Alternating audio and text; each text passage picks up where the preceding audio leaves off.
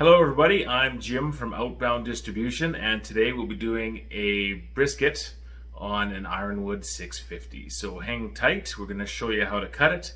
We're going to show you all the steps, right through wrapping it, unwrapping it, seasoning it, the whole 9 yards. So let's get started. Okay, so here we are. We have a 10-pound brisket, and I'm going to go over the easiest way to trim this up. Now, when you look at a brisket, there's a lot of things that people talk about. Some people will say the silver skin has to go. Some people will trim all this little bit of fat off. But when you're just cooking a brisket for home, all you got to worry about is the hard fat. You'll see this. There's a clump of fat here that's rock solid. That won't render. There's some hard fat on this side. When you flip it over, you know, there's some hard fat on this little edge here, and there's some hard fat here. So that's what we're going to trim off. We're not going to worry too much about the little pieces here and there, because it won't make a difference when it's on your family supper table anyways. So to get yourself a trim knife, I prefer the Route 83 with the curved blade. I find it goes through easier, but whatever works for you. So yeah, and you just gotta carve it out the best you can without taking the meat with it, especially for what you pay for beef.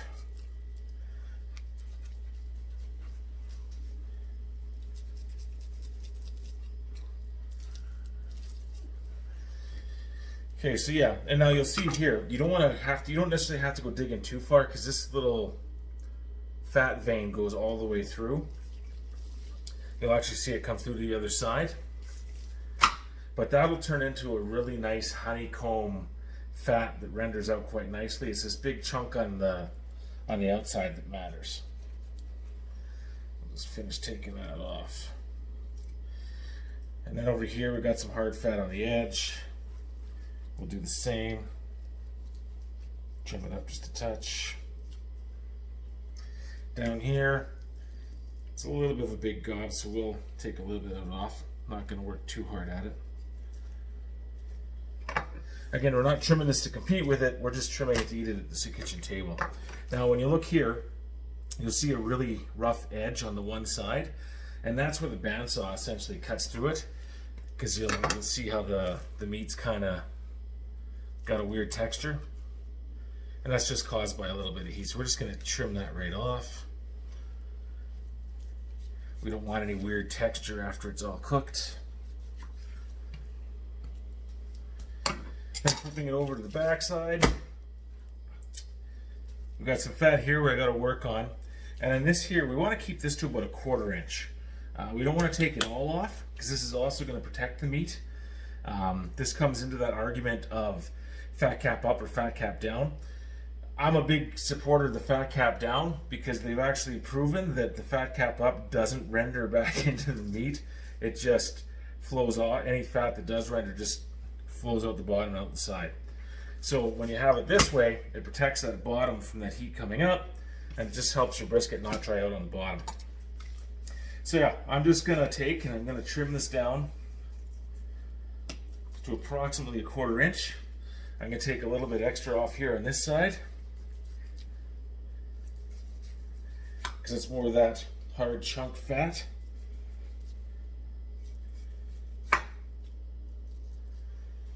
Okay.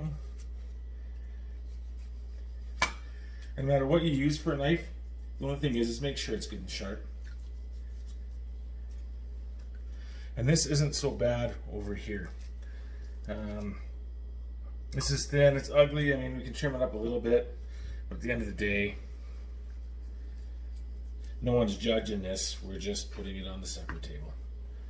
So yeah, that's a really quick rundown on a quick brisket trim. Someday in the future, I'll do how to trim a brisket up for competition, but not today. There. Okay, so at this point we are ready to season, and what we're going to season it with tonight is Thundering Longhorn from Fire and Smoke Society. It's an excellent boiled beef rub that'll stand up quite nice on this brisket. And don't be shy. Don't be scared to use it. It's a big cut of meat. If you don't put much on, the flavor is going to get lost in the beef. And cover everything. Don't forget about the edges. Don't be scared to use it. When it comes to the back, some people, when this comes off, will take this fat and remove it and then cut their slices up. So they'll say you don't have to season the bottom. I like that fat when I carve it up, so I season it up. I just slice it with that little bit of fat on the bottom. Anyways, make sure we get on those edges.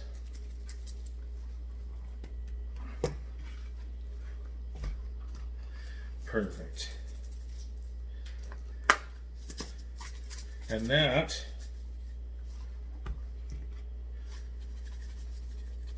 is what a properly seasoned brisket looks like.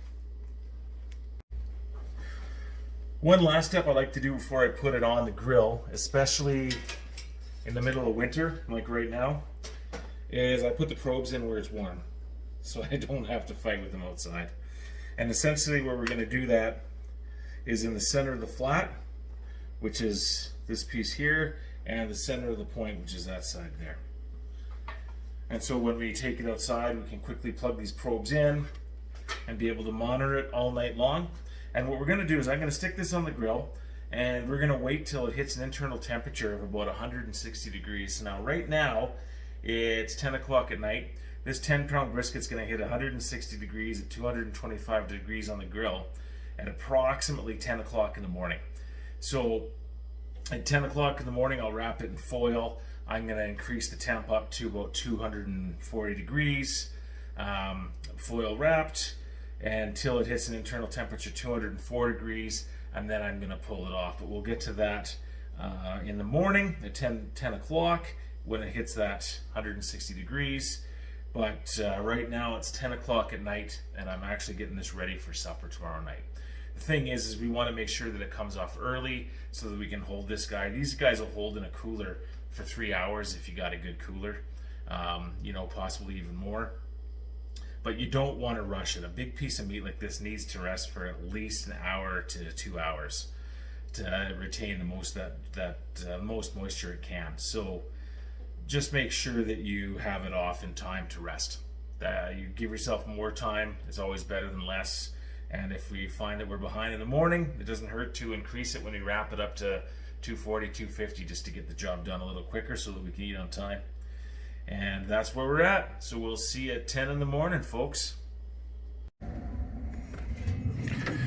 Another step that I failed to mention there earlier is that periodically through the night, if you're up, is just to give it a little spray. And what we have in this spray is some low sodium beef broth. Very important on the low sodium part. Low sodium beef broth and Worcestershire. Okay, so we are past that 160 mark. I brought the brisket in. We have it sitting on a double piece of tin foil. Anytime we wrap anything, or anything I wrap anything, I like to add a little moisture. We're adding a little spray butter, which is essentially spray margarine. Drizzle a little bit of regular margarine on top if you can't find that. And just adding a little more of that spritz that we were doing earlier. And we're going to wrap up. You'll see I still have the probes in, and I have the probes in a way that doesn't affect the wrap as bad.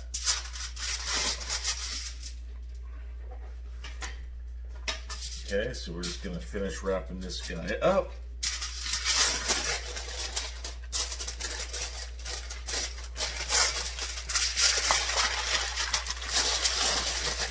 Alright, so if it doesn't cover 100%, it's not the end of the world. Now that it's clean, I'm just going to add a little more moisture into there. Just like so. And then I'll put her back on. And now we're going to leave this guy on that grill till it's internal temperature 204. But more importantly, when that probe just glides in like it's butter, that's when it's done. And we'll get to that point shortly. Now you'll notice when you're doing your first brisket around 160 degrees that it just kind of stays there. You know, it looks like it's going to finish a little too early, and then you're cooking, and all of a sudden it hits 160 and stays there for 4 or 5 hours. That's normal. That's called the stall. And wrapping it is called a Texas crutch, and that's actually one way to help get through that, and that's why we wrap it. This brisket here didn't have much of a stall, and we're a little ahead of schedule, but we're going to wrap it anyways to try and keep some of that moisture inside of that package and so wrapping that meat.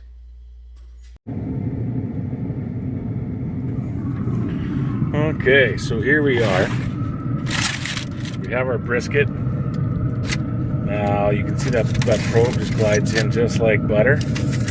So it is done. And so what I'm going to do now, I'm going to bring it inside, and then we're going to let it rest for at least an hour, and then I'll show you how to cut it up.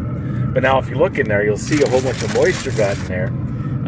That's because that tin foil got a little puncture in it, and this pan saved the juices for me, so it didn't dry the brisket out. I had the ability to add just a little bit of water to make sure there's still liquid inside of that foil, so it still got to braise. Whereas if I didn't have it in this pan, I would have lost it all, and I would have had to rewrap and start from scratch, and it would have been a pain in the butt. And if I didn't catch it, I just would have been cooking with no moisture, and then I would have had to dry brisket. So a good tip for you right there. But we'll bring it inside and we'll start soon.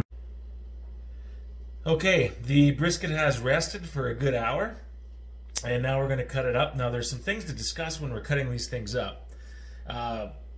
And that's grain. You got to cut a brisket against the grain, right? So if you cut it with the grain, it's going to be long, stringy, hard to eat. If you cut it against the grain, that's what gives you that nice, tender piece of meat. Now, there's two different pieces of muscle in here. There's the flat, which runs the whole distance, and the grain's going this way. And then there's the point that's underneath on the bottom here that's going that way. So, I mean this way. So if we cut it this way, that works great up to this point, and then we'd be going with the grain on half of it. So what we do essentially is cut it in half and flip this one this way, and then when we cut it this way now, it'll be with the grain. So let's just cut a few pieces and see how she turned out. Nice bark on this. So yeah, you can see it's, if anything, maybe a little overcooked, but yeah, it's a beautiful, tender, juicy piece of meat. This is really nice. This is gonna be a tasty brisket. So yeah, you can see it just comes right apart. So yeah, that is how to do an easy brisket for your supper. Now, I didn't go into detail on the perfect trim job for a competition or any of those kind of tips for that, but this is just a really basic way to get a good tasty brisket on the supper table without investing a ton of time and effort into it. So yeah, there you have it, the Brisket 101 with the Longhorn, Texas Longhorn rub from Fire and Smoke Society, and let's eat.